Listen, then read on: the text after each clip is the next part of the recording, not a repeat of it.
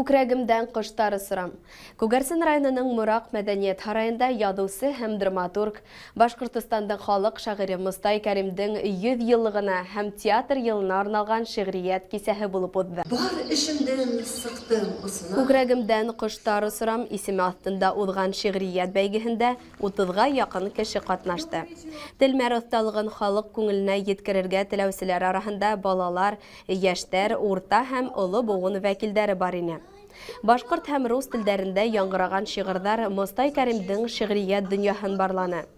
Беренче урынды яулаучы Нукай авыл биләмәһе хатын-кызлар коллективы кис утырып кызлар сигү-сигә шигырь юлдарын театральләштерелгән тамашага халдылар.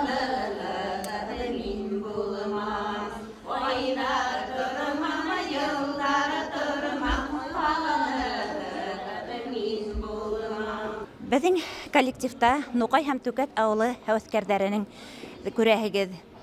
Был коллектив бик тату, бик тырышып әзерләндек. Был театрлаштырган тамашаны яратып әзерләнек. Чөнки бында хатын-кызларның күңел сагылыштары сагыла барһыла. Кызларның барһына зур рәхмәт. Һәм киләсәктә лә без булай да кыскаһы Мостай Кәримдең иҗатын бик нык яратабыз. Һәм алдагы көндәрдә уның әсәрләре буенча театр турында спектакль тагын әзерләргә уйлап йөрибез. Әйтергә кәрәк, оста шигырь һөйләүчеләр арасыннан иң яшь катнашучы дип Мурак авылыннан Миләүшә Гыйбайдуллина табылды. Уга нибары 4 кенә яшь. Бак мәсәкә тыгызыгы тамам, бар эсемдән саптам мусыма, суга күрә, бүген таңдан алып, күкрәгемдән кыстал усылам. Бүген Мостай Кәримдең тууына 100 елга арналган иҗади кисәгә үземнең кызымды әзерләп алып килдем. Ул Кыштар сырам шигырын һөйләне. Иң бәләкәй катнашучыларның береһе өйдә ятлаган сакта канатланып ятланы, һәр үзенең нимә булуын һорап, иңел генә ятланы дип әйтәм.